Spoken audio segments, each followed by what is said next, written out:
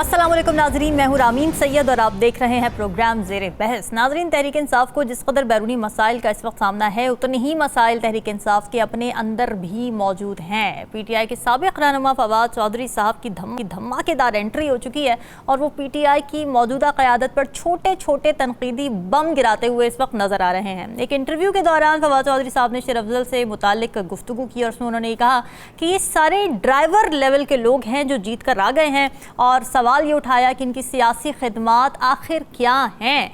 फिर उन्होंने ये भी बताया कि PTI की मौजूदा क़यादत से इमरान खान को शदीद ख़तरात लाहक हैं। वो कहते हैं कि PTI की मौजूदा क़यादत फ़ेल हो चुकी है क्योंकि इमरान खान 13 महीने से जेल में ही हैं और अगले 13 महीने भी वो जेल में रहेंगे, और इसकी वजह यह है कि PTI की क़यादत के पास कोई स्ट्रैटेजी मौजूद नहीं है। अब इस पर मौजूदा क़यादत भी रद्द-ए-अमल दे रही है। PTI की कोर कमेटी ने वफाद चौधरी से रब्ता किया और उनसे तनकीद ना करने की दरख्वास्त की। फिर ये भी कहा गया कि मुश्किल वक्त में पार्टी छोड़ने वालों के पास पार्टी मामलात पर तबसरे का कोई अखलाकी जवाज़ या इख्तियार नहीं है। रऊफ़ हसन साहब की इस पर स्टेटमेंट आई। उन्होंने कहा कि फवाद इस वक्त पार्टी में उनकी कोई जगह नहीं है और जब बानी PTI बाहर आएंगे तो वो फैसला करेंगे। जबकि शेर अफजल मरवत साहब ने रजीम चेंज में फवाद चौधरी का किरदार होने का इंकशाफ कर दिया। अब सवाल नाजरीन ये है कि ये जो धड़े बन गए हैं, एक तो ये कि इसकी पार्टी की सियासत और मकबूलियत पर क्या असरात पड़ेंगे, और दूसरा सवाल ये क्या खान साहब अडियाला जेल में बैठकर ये खलफशार दूर कर पाएंगे। इसी पर बात कर लेंगे। प्रोग्राम के पहले हिस्से में ज्वाइन कर रहे हैं सीनियर तज़कियाकार नजबुल साकिब साहब, राव खालिद साहब और साकिब बशीर हमारे साथ मौजूद हैं। आप सभी का बहुत शुक्रिया। नजबुल साकिब साहब, फवाद चौधरी को आखिर प्रॉब्लम क्या है इस वक्त मौजूदा क़यादत से? इसका जवाब तो बहुत आसान है। क्यों, मैं पहले ये बताना चाहूँगा कि फवाद चौधरी साहब हो जाएं, मरवत साहब हो जाएं, शिबली फराज साहब हो जाएं, इस तरह के और भी हमारे कुछ 4-5 दोस्त हो जाएं, इनकी धड़ेबंदियों का, इनकी ग्रोहबंदियों का, इनका आपस में एक दूसरे से गुत्थम गुत्था होना, मुझे कुछ समझ नहीं आ रहा कि इससे फ़र्क क्या पड़ेगा। PTI या तो होती ना कि एक जमात होती और उसको जमात की तरह से किया जाता। PTI तो इमरान खान है। मुझे ये बताएं, इमरान खान के कितने धड़े बने हैं? अच्छा, इमरान खान को कौन तकसीम कर सका है? आप ज़रा थोड़ा सोचिए। खुदा न खास्ता, खुदा न खास्ता, खुदा न खास्ता इमरान खान को कुछ होता है, आप ज़रा आलम तो देखिए। ये सारे के सारे लोग जो है ना, देखिए ना वो लोग इम्पोर्टेंट हैं जो पार्टी छोड़ के जा रहे हैं, क्या उनको निकाला जा रहा है, ना वो इम्पोर्टेंट हैं जो कि वापस आ रहे हैं। अच्छा, क्या फ़र्क पड़ता है? और वो जो आदमी है जिसके नाम की पार्टी है, वो जो आदमी है जिसके पीछे अवाम पागल हुई हुई है, वो एक आदमी है और वो जेल में है। अगर आप सोशल मीडिया जिंदाबाद देखिए, सोशल मीडिया पे पिछले कुछ महीनों की अगर आप रिपोर्टें देखें ना, तो उसमें देखें क्या क्या कुछ हो चुका है ऑलरेडी। जरा देखिएगा, उसमें धड़ेबंदी हो चुकी है, उसमें बाकायदा तौर पे फॉरवर्ड ब्लॉक बनना शुरू हो गया है। बुशरा बीबी के साथ ये होने लगा है, जहर इसको दिया जाएगा, फलाना ये है, जज साहिबान ये कर रहे हैं, फलाना हो रहा है, क़यामत आ जाएगी। उसके बाद हमने देखा कि अमेरिकी कारदाद आ जाती है, उससे भी कुछ नहीं होता। PTI जो है वो IMF को खत लिखते हैं, उससे भी कुछ नहीं होता। फिर हमने देखा कि 9 मई जैसी, यानी एक ऐसा वाकया 9-10 मई का वाकया पेश आता है जो कि नहीं आना चाहिए। नई चीज क्या हुई है रामी? नई चीज ये हुई है कि लोगों को पता लगा है कि सुन्नी इत्तेहाद नाम की कोई पार्टी है। नई चीज ये हुई है कि सियासी पार्टियों को 2-3 हकीकतों का पता लगा है। नंबर 1 कि इंट्रा पार्टी जो इलेक्शंस है ना, उनको सही तरह से सीरियसली लेके करना है, क्योंकि ये आपके जड़ों में बैठ सकती है। अगर आप पर मुश्किल वक्त हो। नई बात क्या हुई है? नई बात इसके अलावा, जी बिल्कुल, नई बात इसके अलावा क्या हुई है? एक पुरानी बात है जिसको दोहराया गया है कि जब आप अड्डा लगाते हैं किसी के साथ, जब आप मुतक्का लगाते हैं किसी के साथ, तो देख लीजिए कि आप लगा भी सकते हैं कि नहीं। ये कुछ नया हुआ है और कुछ पुराना हो रहा है। लिहाजा मेरे से जो आपने सवाल पूछा है, फवाद चौधरी मेरे नजदीक अहम नहीं है। हाँ। ना ही मरवत साहब अहम है। अगर तो मरवत साहब अहम है, या शिबली फराज साहब, या उमर अयूब साहब, या ये फवाद चौधरी साहब, तो खान जेल में है तो यहां बाहर कुछ करके दिखाए ना। अभी आपके ख्याल में अगर इनमें से 2-3 लोग इकट्ठे होकर बाहर निकलेंगे और आपको जलसे की इजाजत मिल जाएगी, लोग किसको सुनने आएंगे? आपको पता चल जाएगा।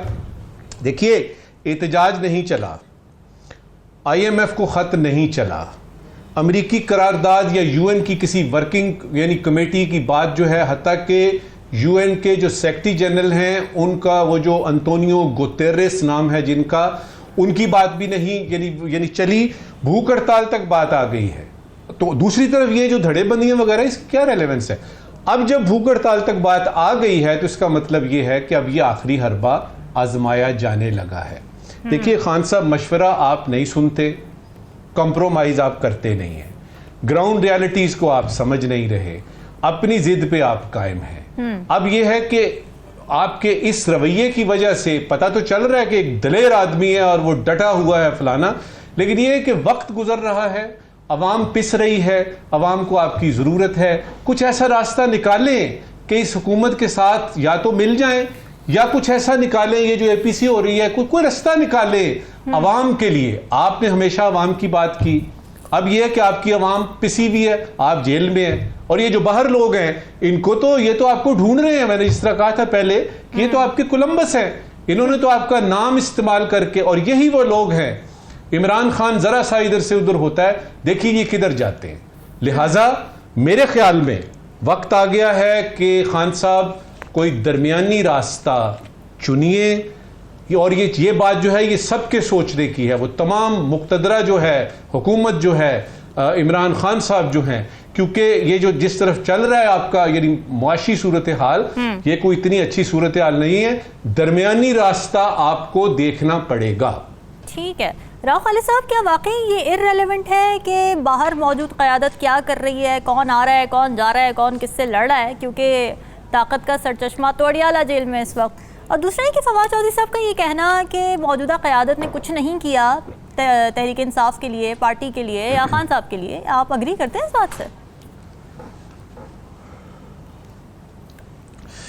देखिए, वो जो एक बुनियादी बात, उससे मैं टोटली एग्री करता हूँ कि इमरान खान वही सब कुछ है। और हमारे यहाँ पॉलिटिक्स में इसी तरह से है, जो लीडरशिप होती है ना, नवाज शरीफ हों, भले आसिफ जरदारी हों, बेनज़ीर भुट्टो थी, जुल्फ़िकार अली भुट्टो थे, ये जितने भी लीडर रहे तो वही सब कुछ होते हैं, उनके पीछे सारे चलते हैं। वो नहीं है तो बाकी कुछ भी नहीं, फिर पार्टी भी नहीं, सब कुछ फारिग हो जाता है।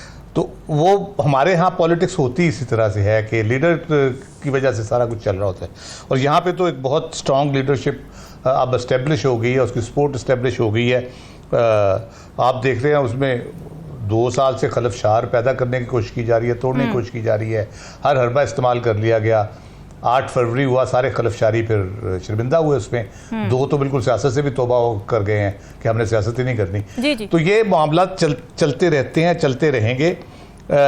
मसला ये है कि अब पीटीआई की जो सूरत हाल ये है कि वो किसी ज़माने एक बैंक का इश्तिहार आया करता था कि फलाना बैंक मेरा बैंक, एक खातून बोलती थी, फिर बंदा बोलता मेरा बैंक, एक पीछे से बारीक सी आवाज़ आती थी, मेला भी तो है।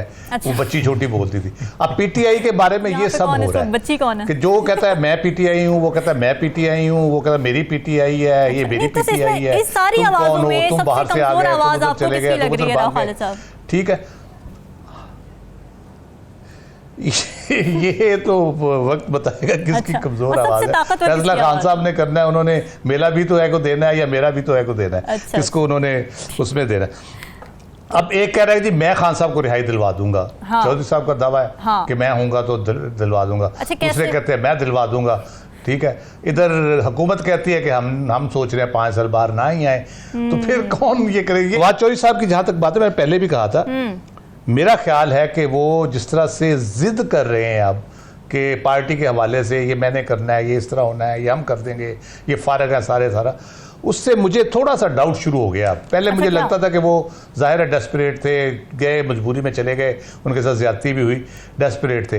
लेकिन मुझे अब ये लग रहा है, मैंने लास्ट टाइम बात की थी कि ये चीज़ें पार्टी के अंदर इंतशार का बायस बन रही हैं, और इस इंतशार को अगर चौधरी साहब मुखलिस है पार्टी से, इस इंतशार को रोकने के लिए वो थोड़ी देर के लिए सुकून से बैठ जाएं। उनको भी पता है इमरान खान के फैसले से फैसला, उनकी आने या ना आने का फैसला इमरान खान ने करना है, सब कुछ पता है। फिर ये बयानबाजी आए दिन कभी कहते हैं मुझे रोक दिया तो मैं रुक गया, कभी फिर शुरू हो जाते हैं। तो ये जो बार बार वो कर रहे हैं, और सिर्फ ये नहीं कर रहे, आप जितनी हुकूमत के माउथ पीस हैं जो सोशल मीडिया पे एक्टिव हैं, वो भी इसी किस्म की बातें कर रहे हैं कि खान साहब बाहर नहीं आएंगे, ये इस तरह हो गया, ये पार्टी इस तरह हो गई, ये इस तरह हो जाएगा। तो वो सारी तकरीबन मिलती जुलती चीज़ें वो हो रही हैं।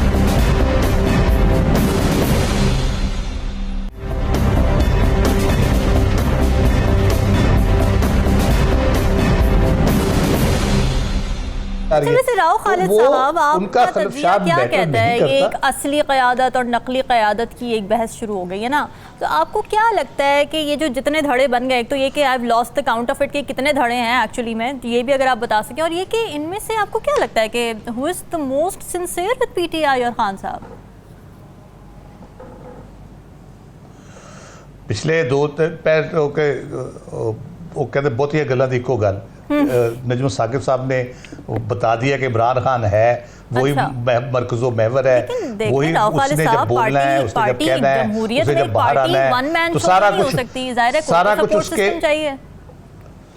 पाकिस्तान में, मैं शुरू में यही कहा, पाकिस्तान में ये वन मैन शो ही है। पाकिस्तान में कोई जमहूरियत पार्टी में है ना मुल्क में है, ये इसी तरह चलता है, इसी तरह चलता है हमारे यहाँ इस तरह नहीं चलता कि इवन इंडिया में भी गांधी खानदान था, अब मोदी साहब आ गए हैं, वो बीजेपी थी लेकिन अब मोदी के नाम पे चल रही है, वाजपेयी के साहब के नाम पे कुछ तरह चलती रही, इस तरह से यहाँ पे इसी तरह से हमेशा से यही रहा है। ये कोई नई बात नहीं है कि यहाँ शख्सियत परस्ती होती है, शख्सियत के गिर्द ही घूमती हैं चीज़ें और उन्होंने ही चलानी होती है।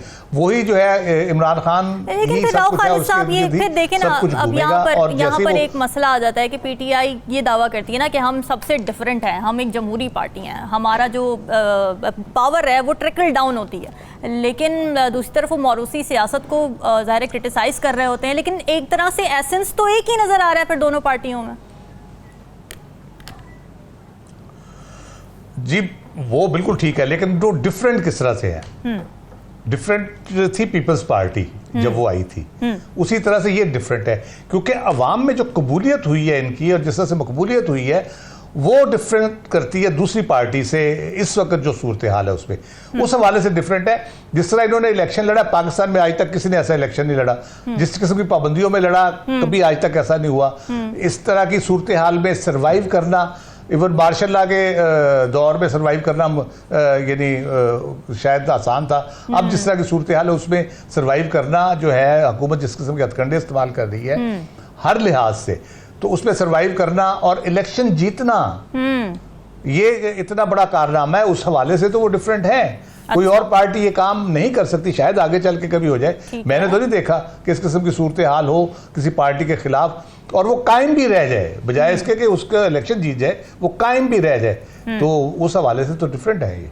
अच्छा चलें ठीक है। साकिब ये बताएं कि एक तो ये इख्तलाफात के हवाले से आपके पास क्या खबरें हैं, कौन सा धड़ा ज़्यादा क्लोज है खान साहब के, दूसरा ये कि इस्लामाबाद ट्राइब्यूनल के हवाले से भी कुछ आपके पास मालूमात है, क्या होने जा रहा है कल?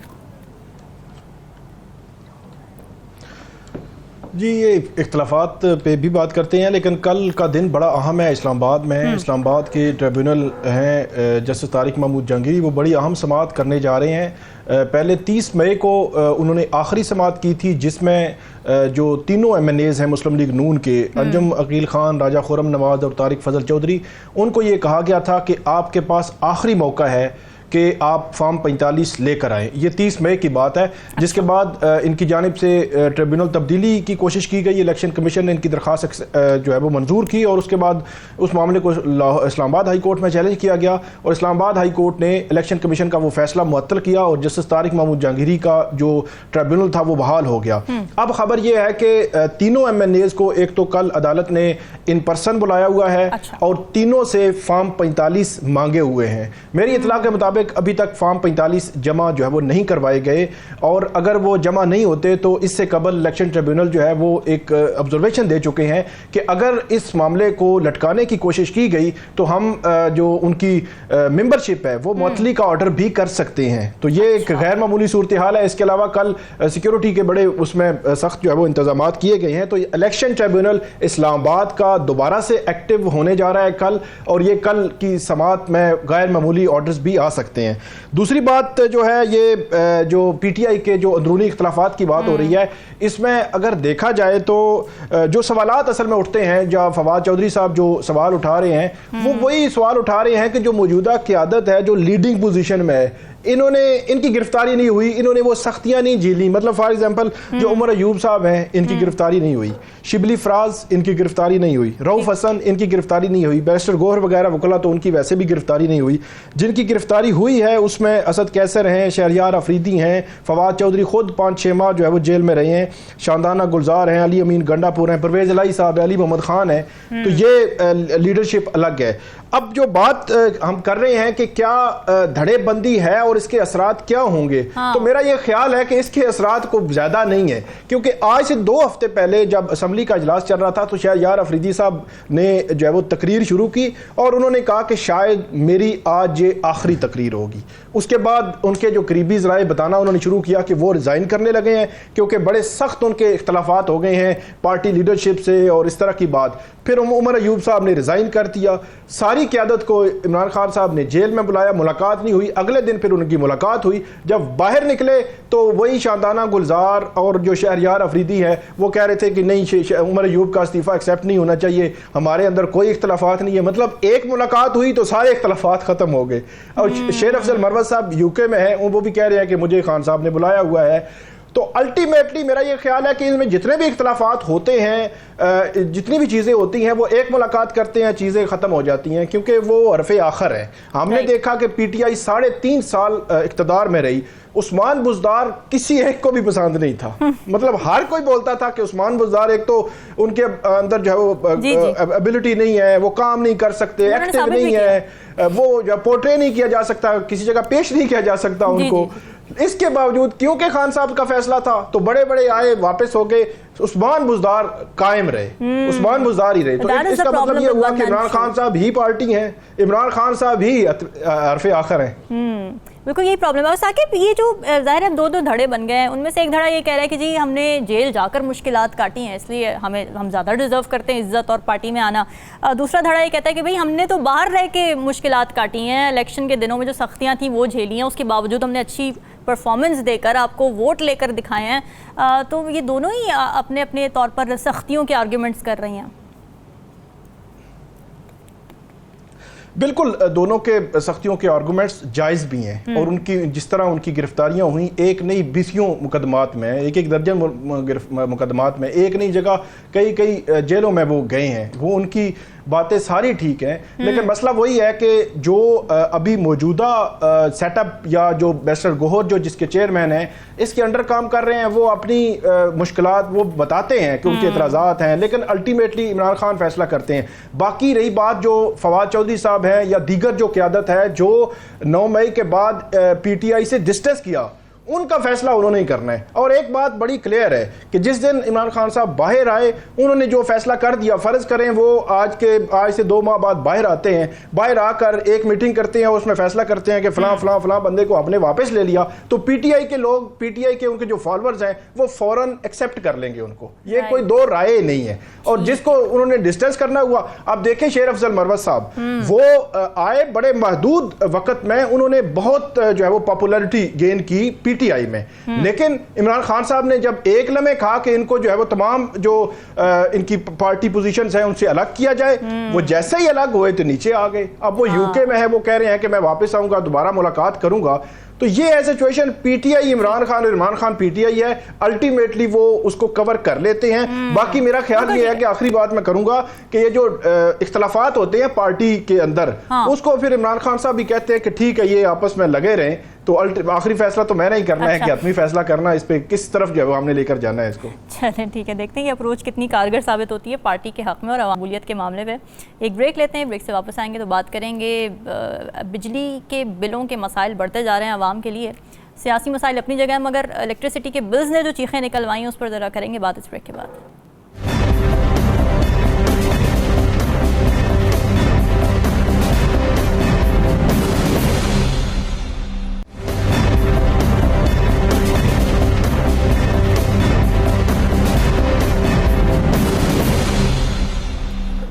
वेलकम बैक नाजरीन। अवाम की इस वक्त जिस चीज़ ने चीखें निकलवा दी हैं वो है बिजली की बढ़ती हुई कीमतें, बिजली पर बढ़ता हुआ टैक्स और ओवर बिलिंग।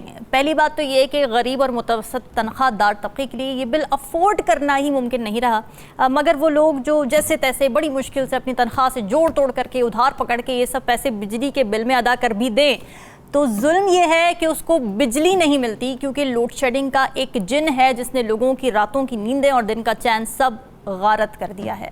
और नाजरीन, ये मसला भी यहाँ ख़त्म नहीं होता, क्योंकि दूसरी तरफ करप्शन का बाजार गर्म है, क्योंकि लेस्को में ओवर बिलिंग के इंकशाफात सामने आ गए हैं। 200 यूनिट से कम बिजली इस्तेमाल करने वाले सारिफिन को एलिजिडली बिल डाले गए हैं ज़्यादा, और ओवर बिलिंग के बायस इन प्रोटेक्टेड सारिफिन की कैटेगरी तब्दील हो गई और उन्हें करोड़ों रुपए का इजाफी बोझ बर्दाश्त करना पड़ा।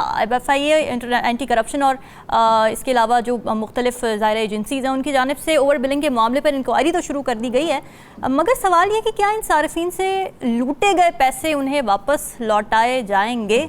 राव खालिद साहब, आवाम जाएँ तो जाएँ कहाँ? हाय, अवाम को जहाँ ये भेजना चाहते हैं वहीं जाएंगे, और कहाँ जाएंगे? उनके लिए दुनिया यानी जीते जागते जहन्नुम बना दिया गया यहाँ पे, जो सूरत हाल पैदा हो गई है।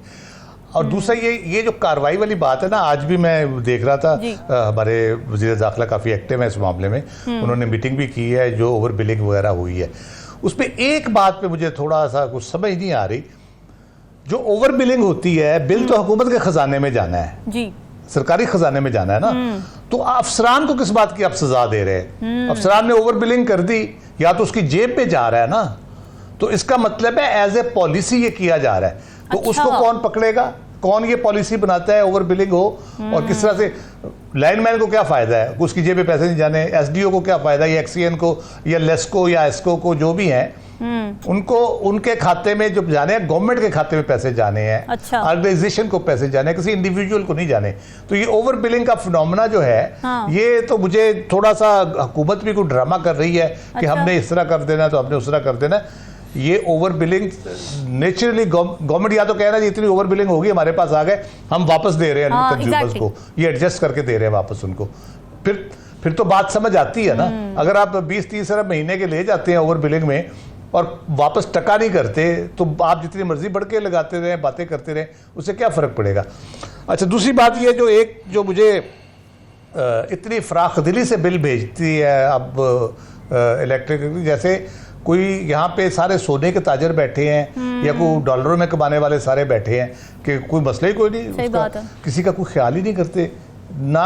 अवाम महंगाई अपनी जगह पे, उसके ऊपर मजीद उनको ये ताज़ियाना है कि उसके ऊपर उसको बिल भेज के उसका मजीद बेड़ा करके, और गर्मी में लोड शेडिंग 12-12 घंटे की 8-8 घंटे की लोड शेडिंग, तो बिजली के पैसे किस चीज़ के ले रहे हैं आप अगर लोड शेडिंग आप कर रहे हैं तो?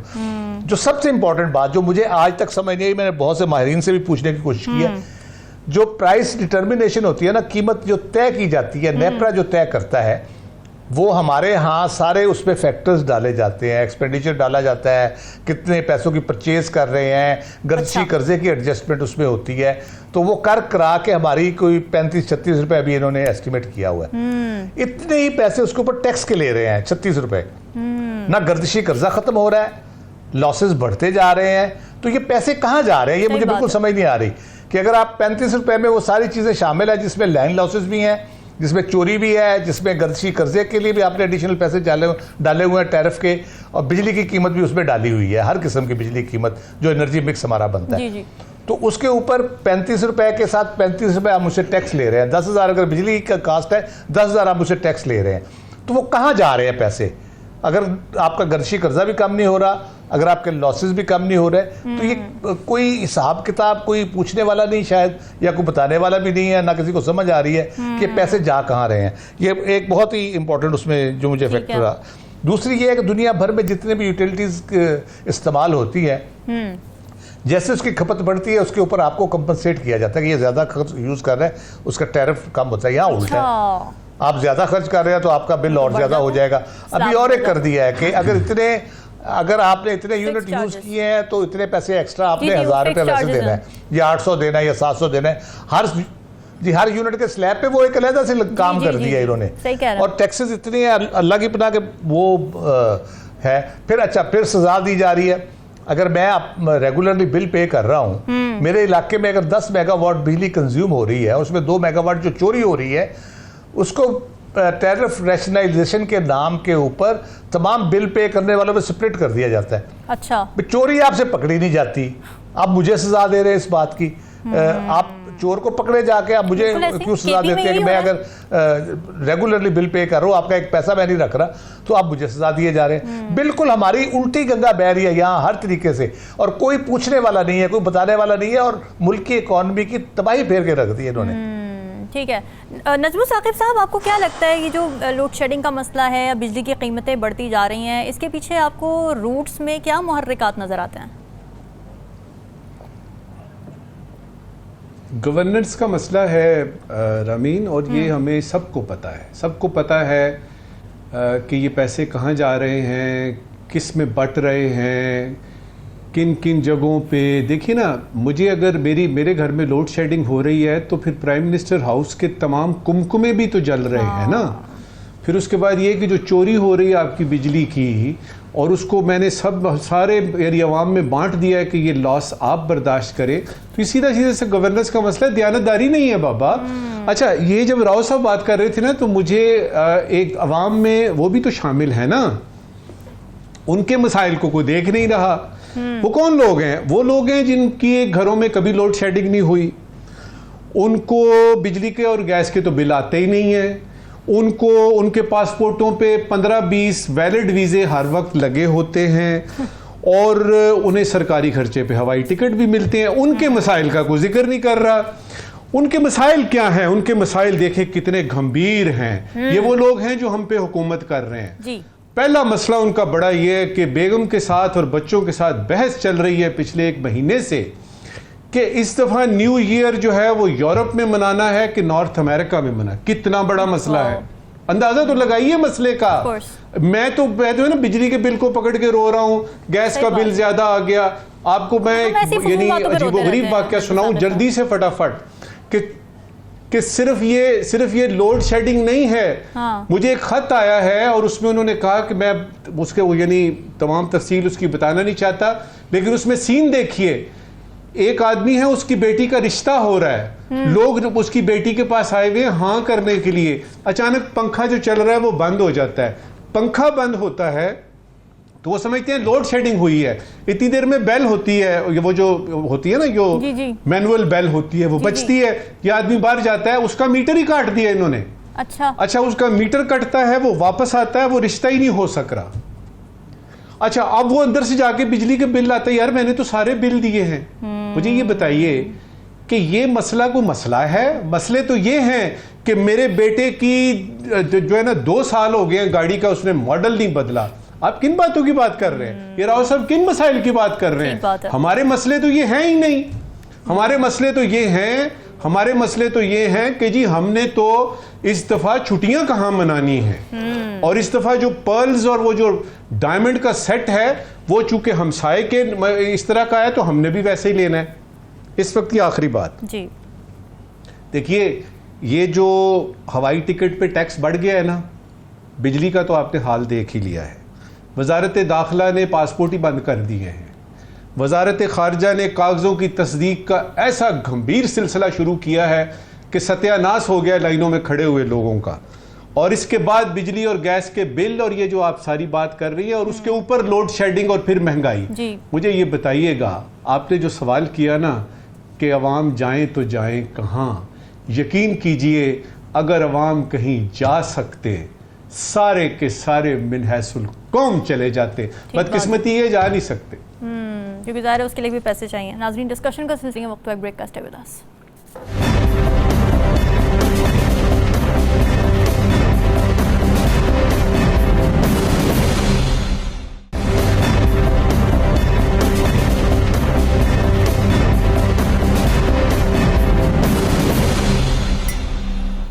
वेलकम बैक नाज़रीन। बात बात पर सोशल मीडिया पर पाबंदी लगा देना, ऐप्स बंद कर देना, इंटरनेट स्लो कर देना पाकिस्तान की हुकूमत का एक मशगला बन चुका है। एक ज़माने में यूट्यूब पर पाबंदी लगा दी गई थी, कितने बिजनेसेस उससे मुतासर हुए कोई हिसाब नहीं।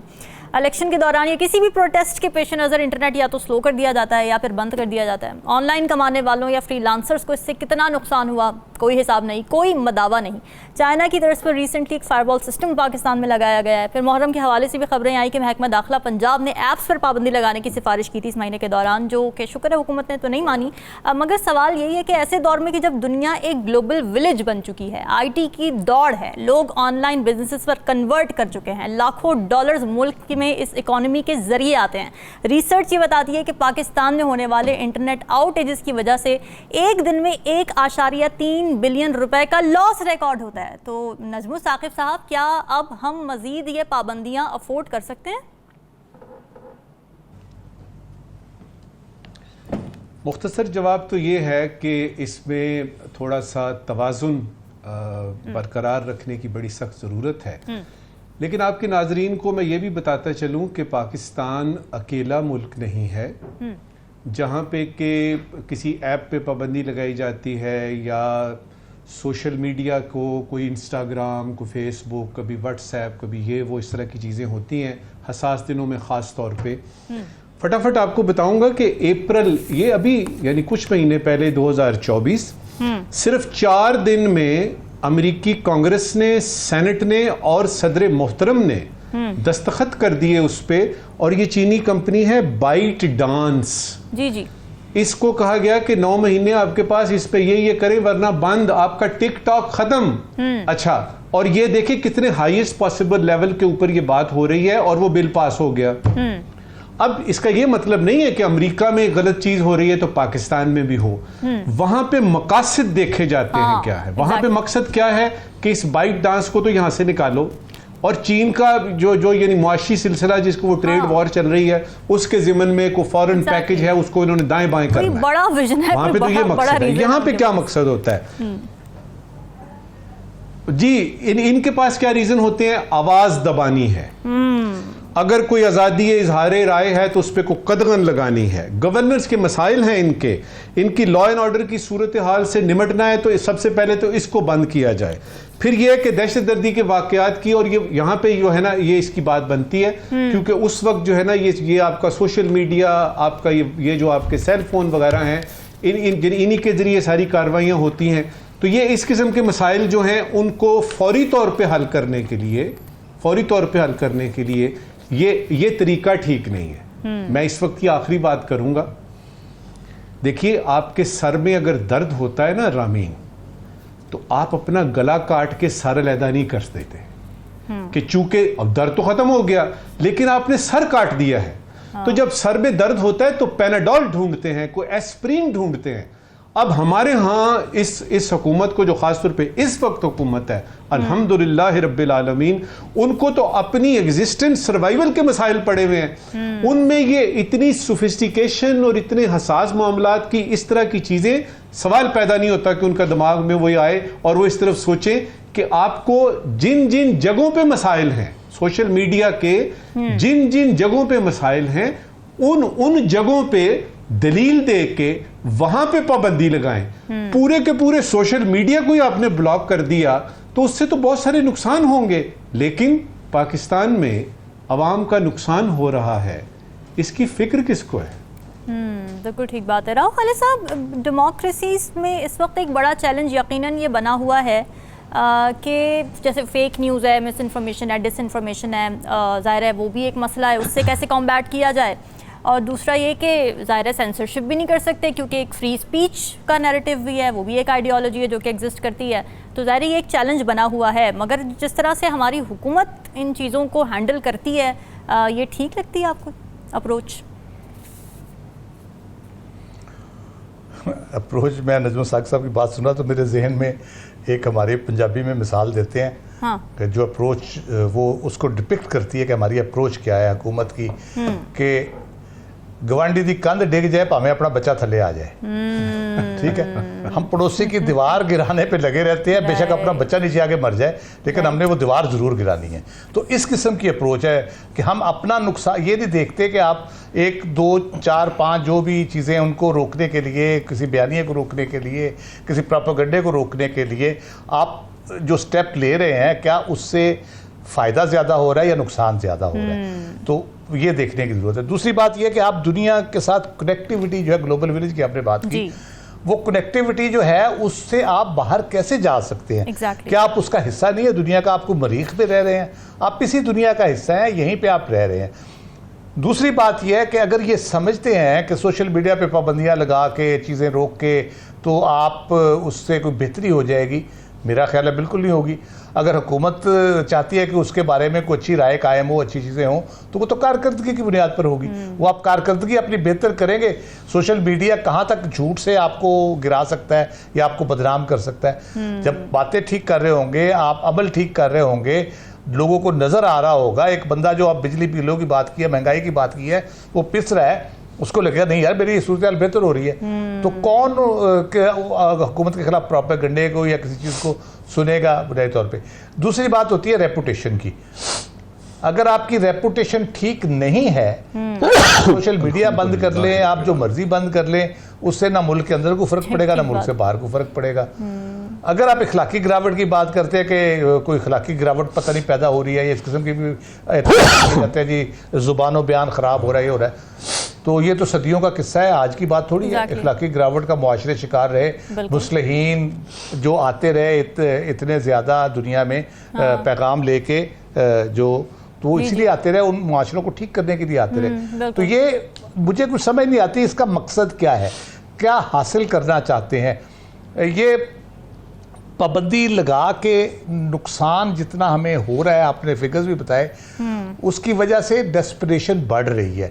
वो यंगर जनरेशन जो आपके लिए फॉरेन एक्सचेंज भी अर्न कर रही है, डॉलरों में या बाकी फॉरेन करेंसी में आपको पैसे बहुत से आ रहे हैं, बहुत सा बिजनेस चल रहा है आपका, उसको आप तंग कर रहे हैं, उसको आप बार बार तंग कर रहे हैं। उनके बिजनेसेस कई के बंद भी हो चुके हैं जो बाहर की कंपनीज के साथ कर रहे थे, रिमोट जो काम कर रहे थे बच्चे। तो आप क्या करना चाह रहे हैं? आप चाहते हैं जी नौजवान नस्ल में मुल्क व कौम की मोहब्बत पैदा हो, तो वो तो ज़रूर कोशिश करनी चाहिए। अगर हुकूमत की मोहब्बत पैदा करने के लिए करे तो हुकूमत से तो मोहब्बत नहीं होती, हुकूमत से तवक्कुआत होती हैं। हुकूमत से होता है कि वो आपकी कोई बेहतरी का सोचेगी, उम्मीदें होती हैं उससे मोहब्बत उस वक्त होती है जब वो उन उम्मीदों पर पूरा उतरती है, बल्कि उन उम्मीदों से बढ़ के कुछ करती है।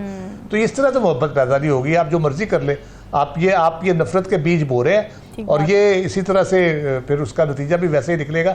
आप सोशल मीडिया बंद कर दे, कुछ भी बंद कर दे, उससे कोई फ़र्क नहीं पड़ेगा। जब तक आप खुद ठीक नहीं होंगे, ये चीज़ें बंद करने से कोई फ़र्क नहीं पड़ने वाला। ठीक है साकिब, डिजिटल मीडिया पर आपको क्या लगता है कि इस वक्त पाकिस्तान के मसाइल हैं क्या? और यही जो तर्ज एक है, रवैया हम देखते हैं हुकूमतों का कि आकर बस बंद कर दो, ज़ुबान बंदी कर दो, सेंसर कर दो, ये अप्रोच फ़ायदे से ज़्यादा क्या उनको वाकई उनको भी नुकसान ही पहुंचा रही है, उनकी साख ख़राब हो रही है? ये तो हैरान कौन है कि ये अप्रोच आज इनकी है क्या। ये मतलब 90 की दिहाई समझ रहे हैं या आज से 20-25 साल पहले समझ रहे हैं खुद को, ये मतलब हैरान कौन है। अंदाज़ा लगाएं कि 17 फरवरी को एक्स की जो बंदिश होती है और आज तक उस पर कुछ नहीं हुआ, लेकिन हमारे वज़ीर आज़म भी, वज़ीर दाखिला भी, वज़ीर ख़ारजा भी, वज़राए आला भी, सदर भी, वज़ीर इत्तलात भी, तमाम इदारे, डिवीजन्स, मिनिस्ट्रीज़, पुलिस, सिक्योरिटी इदारे, हर जो है वो हुकूमती इदारा एक्स को इस्तेमाल कर रहा है। ये मतलब इससे बड़ी कोई हैरान कुन बात हो सकती है कि आपने पाबंदी लगाई हुई है और इस्तेमाल कैसे कर रहे हैं? या तो ये है कि उन्होंने कोई अपने लिए जो है वो एक्स खोला हुआ है, या ये है कि वीपीएन, कोई पेड वीपीएन उन्होंने लिया होगा। इससे बड़ी कोई हैरान कुन बात हो सकती है कि अगर आपने पाबंदी लगाई हुई है तो कम से कम खुद तो इस्तेमाल ना करें ना। चले कोई अगर शहरी इस्तेमाल कर रहे हैं, कोई वीपीएन लगा के, तो वो तो चले जवाब अपना दे लेंगे। तो जी, तो इसके अलावा आप देखें यूट्यूब है, एक्स है, फेसबुक, इंस्टाग्राम, व्हाट्सएप, टिकटॉक, ये सारे अब पाकिस्तान में कोई जॉब नहीं है। पिछले 2-3 साल में आप देख लें, 4-5 साल में देख लें कितनी जॉब्स क्रिएट हुई हैं मुख्तलिफ इदारों में, और जो ग्रेजुएट्स हैं वो तो आ रहे हैं, यूनिवर्सिटी से आ रहे हैं, हर जो है वो उससे आ रहे होते हैं। तो उनके लिए आप ये रास्ता बंद कर रहे हैं। ये तो मतलब अजीब सी सूरत हाल है कि वो लोग जो अपने आप को डिजिटल प्लेटफॉर्म पर ला रहे हैं और वो क्रिएटिव माइंड करके, खुद मेहनत करके, खुद कुछ चीज़ें क्रिएट करके वो जो है वो लाते हैं, लोग देखते हैं, उसके बाद रेवेन्यू भी आता है, वो उनके एक फ्रीलांस वो कमाई का जरिया भी बन रहा है, उसको जो है वो आप बंद कर रहे हैं। हैरान कौन है, एक तरफ महंगाई का लेवल आप देख रहे हैं और दूसरी तरफ हुकूमती जो है इक़दामात देख लें। फीडबैक जरूर दीजिएगा, हमें दीजिए इजाज़त, अल्लाह हाफ़िज़।